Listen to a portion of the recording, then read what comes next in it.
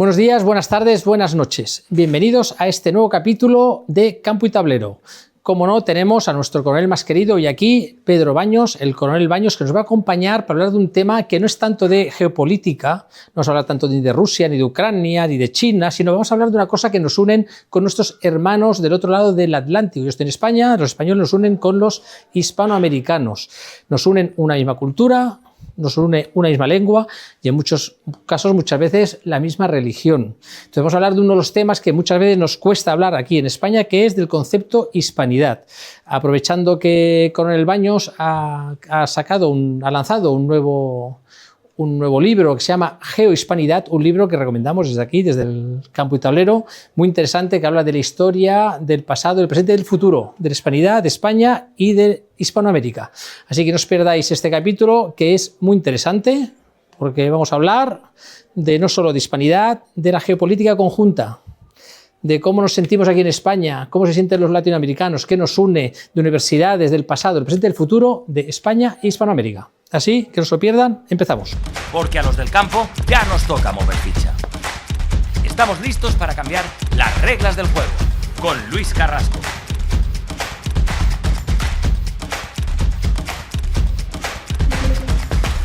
Campo y Tablero.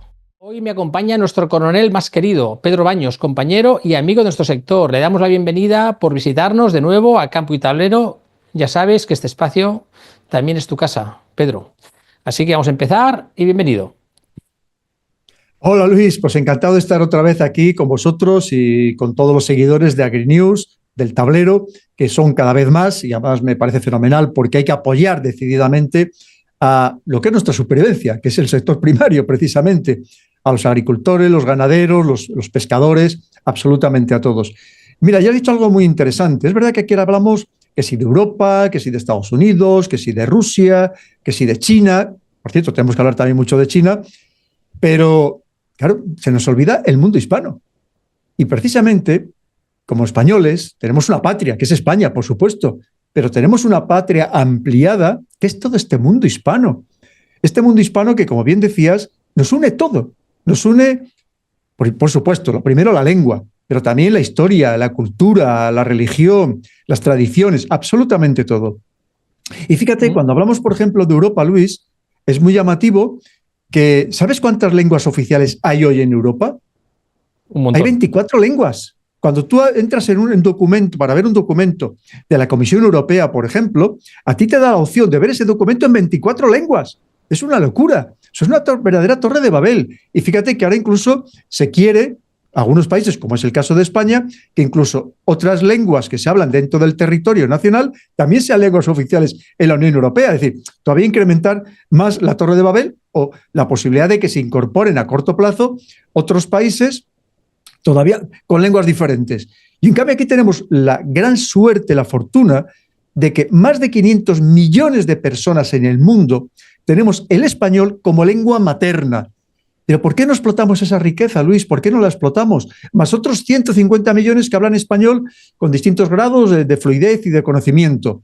Es decir, es que somos un potencial que no somos conscientes de lo que significamos y de lo que podríamos llegar a significar si estuviéramos unidos.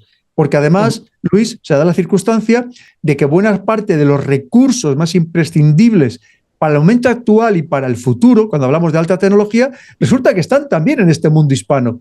En muchos casos en Hispanoamérica, riquísima, pero también podíamos ser fuertes en tecnología, en tantas cosas, si estuviéramos evidentemente unidos. No nos van a dejar, eso no significa que no hagamos todos los esfuerzos y todos los intentos precisamente por conseguirlo, por luchar por ello. Porque si no, lo que va a significar, Luis, es que tanto unos como otros, los de antes y los nuevos poderes, nos van a seguir explotando y les interesa, obviamente, tenernos divididos, cómo no. Y lo que tenemos es precisamente que cambie esa dinámica y que seamos nosotros los que tengamos como hispanos una voz importante, una voz influyente, una voz respetada en el mundo. Creo que esto es absolutamente clave, Luis. Y debemos primero ponernos nosotros mismos en valor, luego creérnoslo. Y, por supuesto, pues olvidarnos de todos aquellos que nos han creado leyendas negras, que nos han hecho de todo, que nos van a seguir haciendo de todo y luchando precisamente por lo nuestro, que es lo que tenemos que defender, nuestros verdaderos intereses. Sí, como decíamos en la anterior, en el anterior campo y tablero donde participabas, cuando vamos nosotros, un español, cuando va a Europa, tiene que comunicarse en inglés. Es decir, en un idioma, en general en inglés, un idioma que ya no pertenece en la Unión Europea. Eso. Queremos hacer un ejército único, pero ¿qué idioma van a hablar? Claro, porque ¿en qué idioma van a hablar? En un idioma de un país que no es de la Unión Europea. Y entonces, aunque iba a preguntarte ahora al principio sobre Putin, vamos a empezar por la hispanidad, ¿vale? Que hemos sacado el tema, yo creo que es importante sacar este tema, ¿no? Y claro, hablando de hispanidad, que siempre ha sido, ¿no?, un puente con todos nuestros hermanos, nosotros los consideramos nuestros hermanos, somos hermanos. Por supuesto. Tanto los que están en Hispanoamérica como en España. ¿Por qué España no juega un papel más importante geopolíticamente con estos países que están al otro lado del Atlántico, que son nuestros hermanos? Y te hago una doble pregunta. ¿Y por qué puede el concepto hispanidad, más allá de lo que es simbólico, convertirse en una fuerza geopolítica real en un mundo cada vez más fragmentado? Sí, mira, pues vamos a empezar por la segunda parte. Claro que sí que se puede hacer. ¿Es fácil? No. ¿Por eso significa que no lo intentemos? Pues evidentemente tampoco, tenemos que hacerlo, ¿no? Y además tenemos ahí, o sea, los mimbres los tenemos ya, solamente se trata de irlos trenzando adecuadamente. Porque, como decía, mira, el idioma para mí es el mayor factor de unión que puede existir. Hay veces que incluso por delante de la religión, la raza, la cultura o cualquier otro aspecto. Porque a nadie le encanta más que encontrarse con una persona que hable en su mismo idioma, de verdad. Como, no que lo chapurre, sino que lo hable de verdad, ¿no? Y que nos podamos entender todos. Y además, fíjate, yo lo pongo cuando aquí hablamos de tener problemas con la inmigración, pues nosotros no tenemos que tener problemas con la inmigración. Lo mismo que a nosotros nos acogieron con los brazos abiertos.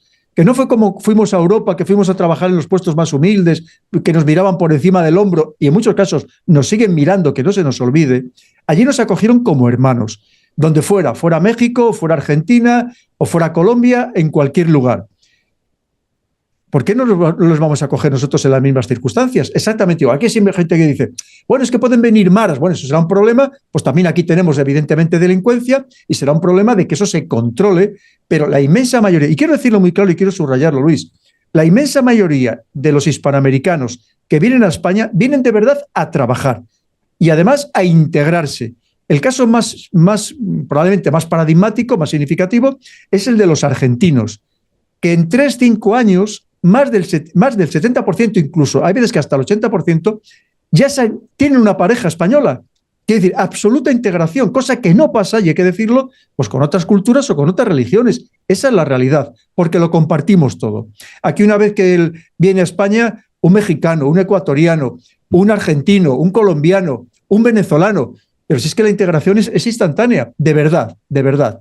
Entonces, y además, insisto, que así como otros, y quiero decirlo también bien claro, vienen a aprovecharse de nuestro sistema social. En general, la inmensísima mayoría de los hispanoamericanos vienen a trabajar y a labrarse un futuro y a aportar de verdad, y a aportar de verdad. Sabes que incluso en algún momento se les dio la opción incluso de ingresar en las Fuerzas Armadas hace unos años, hace ya unos cuantos años. Quiere decir que claro que sí. Además, es que no solamente eso, Luis, es que en muchos casos, no olvidemos que sus abuelos eran españoles. En algunos casos, los 4 abuelos eran españoles. Es decir, que esa es lo que nos ha unido siempre, incluso de cantantes famosos, ellos y ellas, que resulta que el que no era su abuelo o su abuela era gallego, el que no era asturiano, el que no. Pues claro que sí, por supuesto, ¿no? Entonces te quiero decir que eso es la riqueza que nos une. ¿Qué es lo que pasa? Que aquí no se ha sabido bien trabajar en este sentido de hermanarnos todavía mucho más, que ya lo estamos, pero hermanarnos mucho más. Entre otras cosas porque aquí lamentablemente hay políticos en España que son los primeros que se han creído y que difunden la leyenda negra. Y que además, cuando hay algún político hispanoamericano que por cuestiones políticas, porque le interesa, también lo saca a relucir, pues ellos encima la abundan, los propios políticos españoles. Y tenemos que tener una buena contranarrativa honrada, donde se analice la historia bien analizada, con sus pros y con sus contras, con sus sombras y con sus luces. Pero no olvidemos que hay muchos más pros y muchas más luces precisamente que contras y que sombras en esa historia. Una historia en la que de verdad nos hermanó, en la que por más que digan no hubo un genocidio, y mucho menos interesado, que obviamente hubo enfermedades, que hubo gente que murió de las enfermedades que no conocían, por supuesto, que no habían sufrido nunca. Pero tú fíjate todo lo que se construyó, todo el patrimonio de la humanidad que hay precisamente en Hispanoamérica, todo lo que allí se levantó, las universidades, en fin, absolutamente todo, hospitales específicos en algunos casos incluso para los indígenas. Cómo se protegió desde el primer momento, Luis, todas las lenguas aborígenes. Es decir, las lenguas nativas se las protegió para que tuvieran permanencia en el tiempo. Y de hecho, esas lenguas, si se siguen hablando, fue por el esfuerzo que se hizo, y fíjate si fue hace cientos de años. Si eso además lo comparas con lo que hicieron los otros imperios, que fueron verdaderos depredadores, no generadores, imperios además en el que nosotros éramos todos hermanos, miembros del mismo imperio, que no se nos olvide, con los mismos derechos y obligaciones desde el primer momento, y si tú eso lo comparas con otros imperios, evidentemente no tiene parangón, o sea, que no se mezclaban, cuando aquí ya la reina Isabel la Católica forzó los matrimonios mixtos, instó a ello, cuando en otros sitios no había, vamos, es que más, se consideraba aquello como un anatema, poco menos que un inglés, un francés o un holandés, pues se juntara con los aborígenes, aquello era, vamos, era una cosa horrorosa para ellos, ¿no? Te quiero decir que eso es lo que tenemos que poner en valor, y sobre todo, más que nada, partiendo del pasado, evidentemente, pero yendo hacia el futuro. Y se pueden hacer muchísimas cosas, Luis, en todos los aspectos. Temas de inteligencia, temas militares, comerciales, financieros, absolutamente de todo. Está todo por construir, sencillamente. Sí, has sacado muchos temas, ¿eh? Primero tengo que decirte que la leyenda negra, no supongo que estás de acuerdo conmigo, no es una leyenda creada por españoles, es una leyenda creada por el Imperio inglés. Fueron los ingleses que crearon la leyenda negra para perjudicar los intereses de la corona española en su momento. Lo crearon italianos, holandeses, pero los principales que la difundieron fueron los ingleses, los que nos odiaban, los que odiaban a España, los que odiaban nuestra fuerza, y como sabían que no nos podían vencer precisamente en el campo de batalla con las armas, lo intentaron, por cierto, y no sin poco éxito, precisamente a través de la propaganda, de la desinformación, de los bulos. Lo que ahora y tanto hablamos de eso, eso ha existido siempre, evidentemente, ¿no?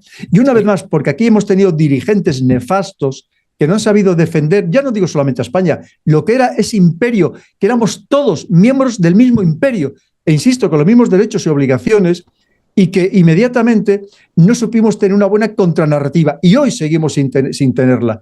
Lo estamos viendo como nuestros políticos, cuando nos dicen cualquier barbaridad desde fuera, aquí se quedan, vamos, impasibles, impertérritos, cuando deberían reaccionar, que es lo que deberíamos hacer, y contar la historia como es.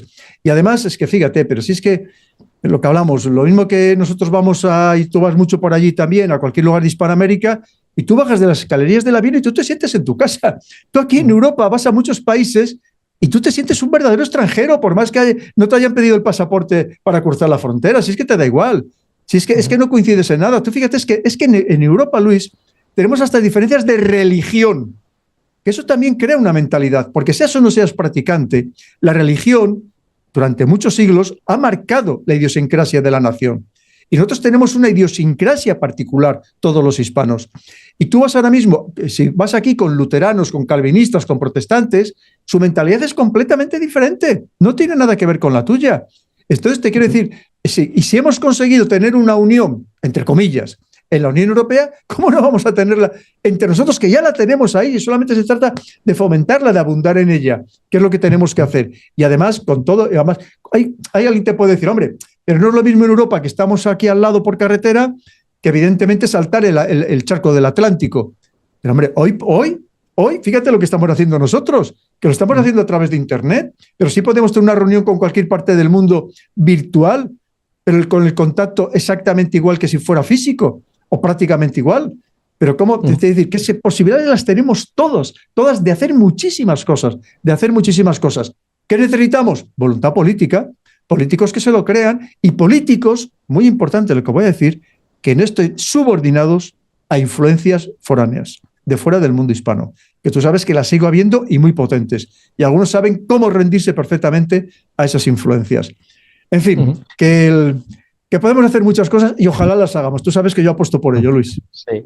Yo tengo que decirte que yo viajo mucho a Hispanoamérica, de México o incluso hasta Brasil, que es otro idioma. Y tengo que decir que la aceptación que tenemos los españoles en general es casi mejor de la que nosotros mismos nos consideramos aquí. Sí, allí. Es verdad. Es una sociedad cristiana católica, mucho más que la española. Se sienten, en general, hay de todo, pero en general se sienten bastante hermanados con nosotros. Y debo decirte que incluso cuando vamos a Florida, Miami, que es Estados Unidos, y tú te bajas en el aeropuerto de Miami y vas a inmigración y vas a las colas, es que todo el mundo habla español. O sea, los policías de inmigración, los funcionarios de inmigración, los que están llevándolas, todos hablan español, son cubanos, son colombianos, son venezolanos. Es decir, al final es algo pero que, fíjate, Luis, que muchos no solamente de los que eso, salimos no lo ven esto. Hoy en Estados Unidos tú puedes ir desde Miami hasta Alaska hablando solo en español y te va a entender todo el mundo. En Nueva York, no solamente Miami, tú vas a Nueva York y es que casi lo raro es que te hablen en inglés. Es más, cuando tú te pones a hablar en inglés y detectas que no lo hablas muy bien o que tienes acento español, inmediatamente te empiezan a hablar en español. Sí. Pero si es que es así, te quiero decir que es que el potencial que tenemos es inmenso. Tú piensas que en Estados Unidos hoy puede haber 60 millones de hispanos, 60 millones de hispanos, de personas que hablen español. Es decir, de hispanos, muchos de ellos. Entonces, claro, tú imagínate lo que eso significa, el potencial que tenemos. Y lo triste muchas veces, pues que en España hasta se está perdiendo, ¿no? Que eso ya es el colmo de los colmos, precisamente con el gran potencial que tenemos. Y lo que tú decías, si es que además has hablado de Brasil. Tú sabes que en Brasil había planes precisamente para que ya no solamente las élites que hablan español, sino que en general la población hablara español porque les es imprescindible.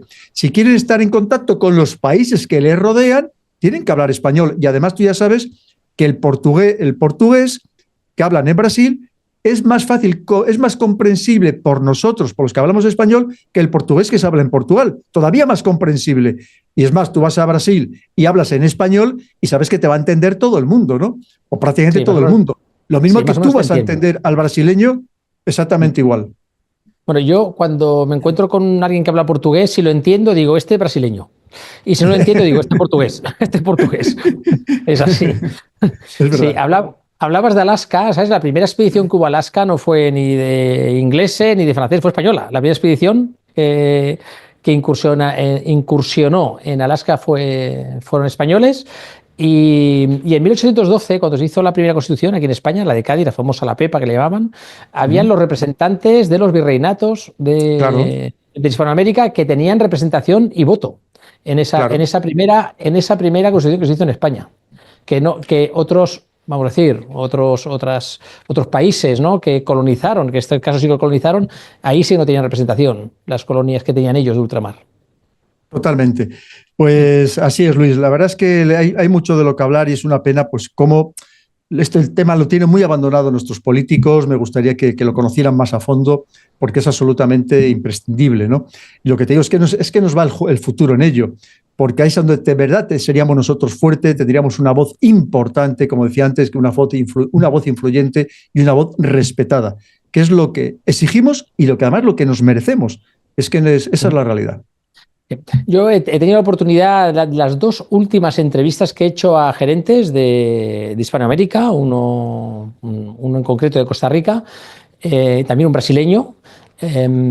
Lo que decían en esta entrevista, las tenemos ahí cargadas en el canal de AgriNews Play. Lo que decían es que España los próximos 5 años tiene la gran oportunidad de posicionarse en el sector ganadero en Latinoamérica de manera importante. Si no lo hace España, lo hará China o lo hará Estados Unidos, pero sobre todo China. Y estamos teniendo quizás una oportunidad nosotros, porque además ellos están esperando que nosotros vayamos a ayudarles y a unirnos a ellos en producción ganadera. Claro. Y es algo que no estamos haciendo del todo como algunas empresas lo hacen, pero tenemos una oportunidad que no sé si está aprovechando como podríamos. Aquí. Totalmente. Y fíjate, incluso si me apuras, es que podríamos enlazarlo hasta con Guinea Ecuatorial, que es que no lo olvidemos, ¿no? Que tú sabes que tú vas a un supermercado de Guinea Ecuatorial y lo que son productos españoles, el cajero o la cajera te va a atender en español. Te quiero decir que es que tenemos un potencial enorme que no somos conscientes y que al final eso es lo que nos debe llevar a pensar que podemos ser grandes, que podemos ser una vez más, que podemos ser respetados en un mundo cada vez más complicado, en un mundo que lo estamos viendo muy agresivo, muy competitivo, Luis, en todos los aspectos, en los aspectos financieros, económicos, tecnológicos, y que nos van a dejar absolutamente atrás, que van a seguir aprovechándose de los recursos naturales de todo este mundo hispano y que nos van a vender sus productos que elaboren ellos de alta tecnología y vamos a seguir esclavizados. Es que no vamos a evolucionar, no vamos a salir de esa dinámica. Ya te digo que a los grandes poderes, a unos y a otros, no les interesa en absoluto, pero eso no significa que rindamos ya las banderas antes de empezar el combate, ¿no? Algo tendremos que hacer, evidentemente. Mira, recientemente estuve en Filipinas, que también fue parte de España en Del el imperio. pasado. Sí, y una cosa que me sorprendió, que estuve allí, que no sé si los que nos siguen muchos han estado en Filipinas o no, pero lo que me sorprende es la cantidad de apellidos españoles que hay. Un montón, Sí. pero un montón. En la calle ves todos los comercios, son todos nombres de apellidos españoles. Fui al convento de San Agustín, que está en el centro de Manila, y hay dentro del convento hay como unas lápidas pequeñitas donde entierran las cenizas, y el 90% de las lápidas son apellidos españoles. En Pero, cambio, Luis, es que además todavía, no muchos, pero todavía hay filipinos que hablan español, porque lo han ido heredando de sus abuelos, de sus bisabuelos, sobre todo habla gente mayor, pero yo todavía he conocido a gente, digamos, de mediana edad que hablaba español perfectamente.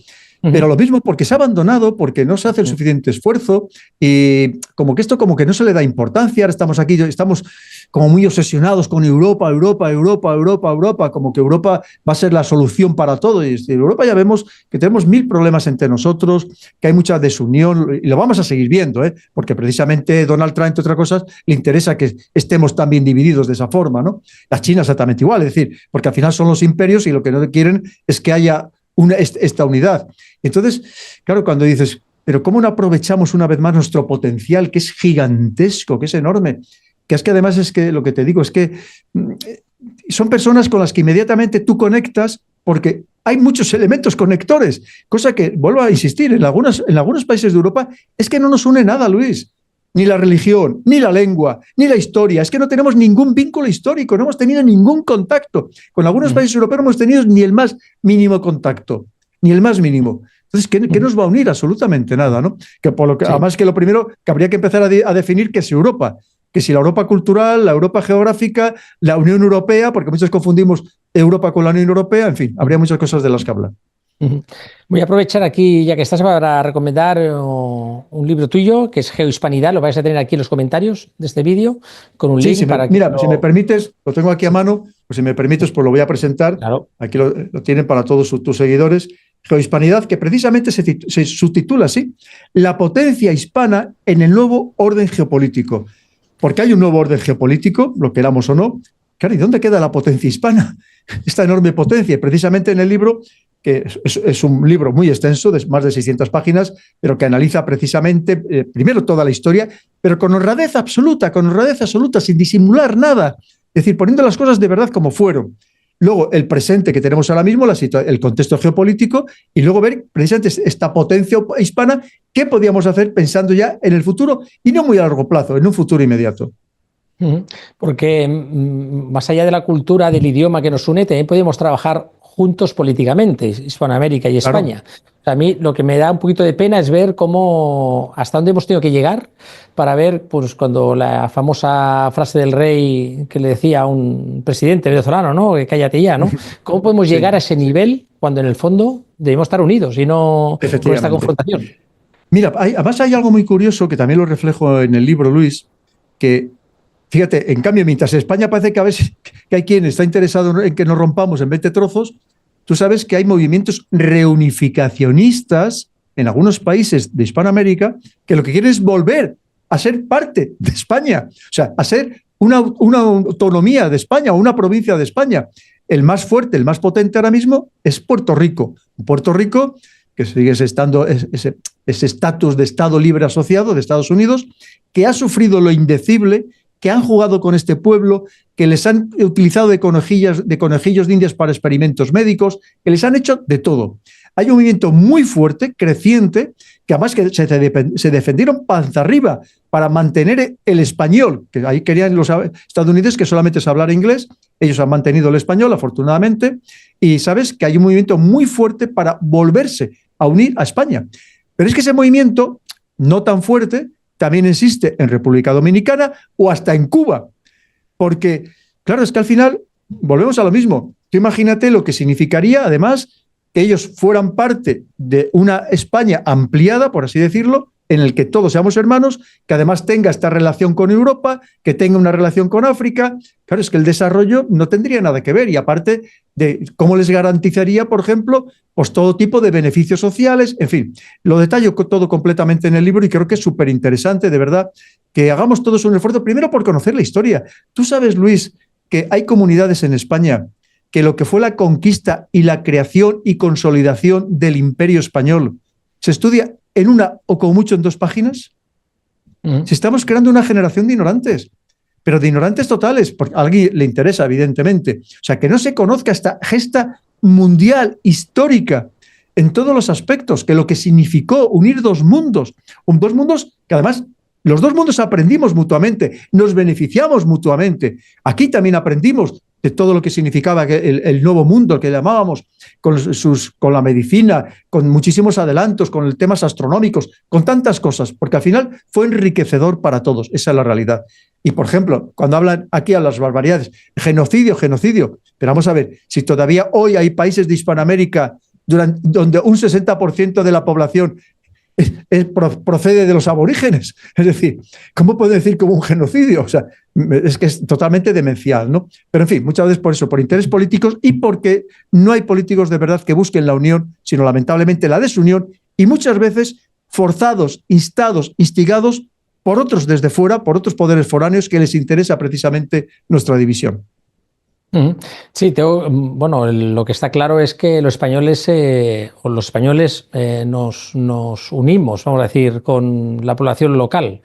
Es decir, hubo una mezcla de españoles y, vamos a decir, entre comillas, indios, no son indios, eran los aborígenes. Un mestizaje, Luis. Total. Además, que te decía que es que ya la reina Isabel la Católica dio instrucciones para que se produjera este mestizaje, porque desde el primer momento la reina Isabel la Católica dijo, no, cuando le trajo Colón, por ejemplo, en su primer viaje le trajo indios y le dijo, no son esclavos, que se levanten inmediatamente. Todas las personas de aquellos lugares que descubramos serán todos ciudadanos de la corona con los mismos derechos y las mismas obligaciones. Tú fíjate, que luego es verdad que hubo esclavitud, pero esclavitud que procedía de África, pero no se esclavizó a las personas de los lugares que se iban descubriendo, vamos a llamar así, descubriendo, con las que se iban encontrando los conquistadores. Te quiero decir, eso fue así, eso fue exactamente así. Entonces, es lo que tenemos una vez más que ver, que decir, pero si es que vamos a aprender la historia de verdad, o sea, vamos a quitarnos todos estos sanbenitos que nos han colgado, que no son ciertos, y vamos a contar la historia de verdad cómo fue. Oye, que no significa que como todo, pero como pasa hoy, es que hoy no hay delincuentes, es que no hay abusadores, es que no hay criminales, pues por supuesto que en aquella época, hace 500 años, había abusadores, había criminales, había delincuentes y había personas que se portaron mal y encima, teniendo en cuenta que estaban tan lejos, encima no había las comunicaciones de ahora, de la corona, ¿no? Del centro de la corona. Y evidentemente, hubo abusos, claro que sí. Pero fíjate, por ejemplo, toda la labor que hacían los sacerdotes, los religiosos, por ejemplo, para proteger a los indígenas, para evitarles precisamente, o para, cuando había abusos, sacarles de esos abusos y meterles, por ejemplo, en otros lugares, en otras poblaciones. Es decir, porque hubo esa voluntad desde el primer momento, lo que te decía, de proteger las lenguas aborígenes, de protegerlas clarísimamente, cosa que no hicieron los demás. Hay imperios que acabaron de verdad hasta con el último de los habitantes de algunos lugares, con el último, haciendo desaparecer a razas enteras, cosa que no sucedió en el caso de España. Cuando estuve de viaje en México, visitando Chichén Itzá, me acuerdo que hicimos una visita, había una guía que era de origen canadiense. Y éramos era un grupo de extranjeros, sobre todo de extranjeros, y éramos 5 españoles, éramos allí. Y lo primero que dijo esta guía canadiense es hacer todo un alegato en contra de las barbaridades que hizo España, mira lo que he hecho aquí, que cómo ha matado a toda la gente. Claro, lo que uno de los que estaba allí, yo no me atreví a decir nada allí en ese momento, pero uno de los que estaba allí lo que le preguntó sobre los indios americanos y canadienses, que dónde están. Pues esos sí que fueron arrasados. Y no solo eso, sino que Sí, ya, es que no solo eso, sino que vamos a decir, a la persona local del continente americano se le consideraba español, era un español más, era un súbdito, no era un aborigen al que se le metía en una reserva, sino era un súbdito. Y ahí está lo que pasa es que hay que mirarlo también con las gafas de hace 5 siglos. Claro, pero no mira, tú fíjate, cuando aquí todavía, oye, tuvimos el genocidio de los alemanes en Namibia hace 100 años. Hace 100 años. Y aquí no están hablando de hace 500 años, cuando además, efectivamente, tú ahora miras al sur del río Bravo o del río Grande o al norte del río Bravo, la diferencia precisamente de lo que tú has dicho de las tribus indias. Resulta que al sur, resulta que puede ser un 70 o un 80% que todavía están ahí. Cuando tú miras al norte, es decir, lo que es Estados Unidos, resulta que puede haber, ¿cuánto? Un 2% de los que había, y además todos en reservas. Y no olvidemos, por ejemplo, el caso del jefe Apache, Jerónimo, más conocido imposible, hablaba español. Y cuando le capturan los estadounidenses, terminó en un circo junto con un mono hasta que murió de neumonía. Esa es la diferencia entre un caso y el otro. Que lo que te digo, que había personas malas, claro, que se cometieron errores, por supuestísimo, pero comparado con lo que hicieron los demás, no tiene parangón. Lo que pasa es que hay que estudiarlo y hay que analizarlo bien, hay que verlo todo con detalle, que es lo que he intentado hacer en el libro, además pues, recurriendo a, bueno, no sé, casi un centenar de libros, yo no sé los que me he llegado a leer, que además muchas veces con cosas contradictorias, hasta que he encontrado lo que pensaba que era el dato más ajustado, el dato histórico más creíble, pero contándolo todo, o sea, tanto lo bueno como lo malo. Aquí no se trata de ocultar nada, pero al final, lo que te decía, hay muchísimas más luces que sombras, y sobre todo lo que se creó allí. ¿Qué universidades crearon los ingleses, los holandeses, los franceses? Crearon alguna, y ahí lo detallo. Ahí te digo cuándo crearon las primeras, 200 años más tarde que las habíamos creado ya los españoles, que fue prácticamente nada más llegar, siguiendo el modelo de Salamanca, que era en ese momento la universidad más avanzada del planeta. Entonces te quiero decir... Y te digo algo más, Pedro, que las universidades españolas en América, vamos a decir, de origen español, o sea, ahí podía estudiar cualquiera, fuera de donde fuese. En Estados Unidos no. En Estados Unidos no podían estudiar los de allá, ¿eh? Solo estudiaban los que venían de Inglaterra. Pero fíjate, la universidad que se creó en Santo Domingo todavía existe. Yo he estado allí. Te quiero decir que, y estamos hablando de cientos de hospitales, Luis, en algunos casos específicamente, precisamente para los locales, para los indígenas, que tenían sus propias enfermedades. Es decir, esto no lo hizo en ninguna otra civilización, ningún otros conquistadores lo hicieron en ningún lugar, porque una vez más, nosotros no éramos conquistadores depredadores, éramos conquistadores generadores, donde hermanábamos, donde existía ese mestizaje constante. Y la prueba está, si es que solamente, tú tienes que ir solamente, vete a Ecuador, y cuando vuelvas de Ecuador y dices, hombre, pues sí que efectivamente existía el mestizaje y aquí no hubo ningún genocidio. Y vete a otras partes del mundo y verás, bueno, tú sabes, bueno, es que podíamos hablar durante horas y horas y horas y horas. ¿Cuándo se les permitió votar a los aborígenes australianos? ¡Votar! A finales de los años 60 del siglo pasado. ¿Cuándo se permitieron los matrimonios interraciales en Estados Unidos, Luis? Cuando aquí la reina Isabel la Católica, hace 500 años, forzaba que existiera ese mestizaje.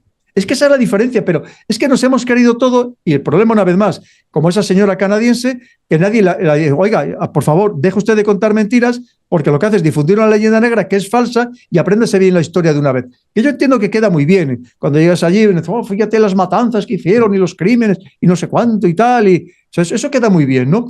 Pero luego, que además otra cosa, tú sabes que se hizo la conquista por parte de muy pocos españoles, un puñado de españoles, fue precisamente porque había muchas otras tribus indígenas que estaban enfrentadas contra los que en ese momento ejercían el poder autoritario, despótico, muchos casos canibalismo y desde luego con ofrendas humanas a sus dioses. Y fueron los que se enfrentaron, o sea, fueron los que ayudaron precisamente a ese puñado de españoles a conquistar, como pudo ser el Imperio Azteca. Ahí están. pues todos los demás que estaban absolutamente hartos de ese imperio azteca y de sus abusos y que fueron los que ayudaron a los españoles precisamente a acabar con ellos. Entonces, pero eso hay que estudiarlo en detalle. Es que el problema es que hay una falta absoluta del conocimiento de la historia, Luis. Un desconocimiento total y cada vez mayor, que eso es lo más triste. Con lo cual es muy fácil que cale cualquier leyenda negra o que efectivamente cualquier joven ahora mismo de España que esto lo ha leído en una página o en dos, pues vaya allí a América y venga una señora canadiense, le cuente una fábula y se la crea a pies juntillas. En vez de decirle, oiga, que no, que mire, que yo esto me lo he leído, esto me lo he estudiado y lo que usted está contando es mentira. Pero claro, pues si no lo sabe, pues se va a querer cualquier cosa que le cuenten, obviamente. Los esclavos africanos de Estados Unidos, de los Estados Unidos del Norte, se escapaban y se iban al sur a ellos mismos a esclavizarse en la zona española porque ahí tenían derechos, por lo menos tenían algunos derechos, claro. Cosa que no tenían. Pero en fin. además, sí, además no sé si has visto una película que es bastante representativa. Cuando hablabas de la conquista, ¿no? De Hernán Cortés, 300 soldados, 300 soldados, contra un imperio que era poderosísimo. Poderosísimo. Es decir, no sé si has visto una película que se llama Apocalipto de Mel Gibson. Claro, hombre, la he visto además varias veces de Mel Gibson. Dirigida por Mel Gibson, magnífica, que es que te lo explica perfectamente. Ahí queda claro una película brutal, pero lo que era antes y lo que era después. Lo que era antes y cómo llegaron a. Quedó claro ahí como lo que pasaba en la zona mexicana, lo que pasaba cuando llegaron los españoles. Totalmente. Bueno, pues que no haya visto la película Apocalipto. Bueno, de hecho, a Mel Gibson le cayeron un montón de críticas, Sí. Le cayeron críticas y no le dijeron, no dejaron, bueno, sí dejaron concursar, pero no se llevó ningún premio precisamente por esto. Porque y la película es extraordinaria. Extraordinaria, sí. Apocalipto de Mel Gibson. Bueno, geohispanidad, geopolítica, ¿qué podemos hacer o qué dentro de esta sopa? ¿Qué pondrías tú dentro de esta sopa para que España y Latinoamérica sean geopolíticamente un frente común? Pues mira, lo primero es que se lean bien la historia. Yo no voy a decir que se lea mi libro, que se lea la historia, que hay muchos libros también muy buenos. Pues primero los políticos, ¿no? Porque si falta la voluntad política lo tenemos muy complicado. Eso no significa que no se pueden hacer cosas. Precisamente se puede hacer cosas entre las empresas, incluso con pequeñas empresas, lo que tú decías, empresas que vayan, digamos que reforzando esos lazos desde todos los puntos de vista, y se pueden hacer muchas cosas. Y en vez de tanto mirar eso a una Europa, mirarnos más precisamente todo este mundo hispano, que lo que hablamos, que podemos hacer muchísimas cosas. Y además, no se trata de que todos tengamos un sistema político unificado.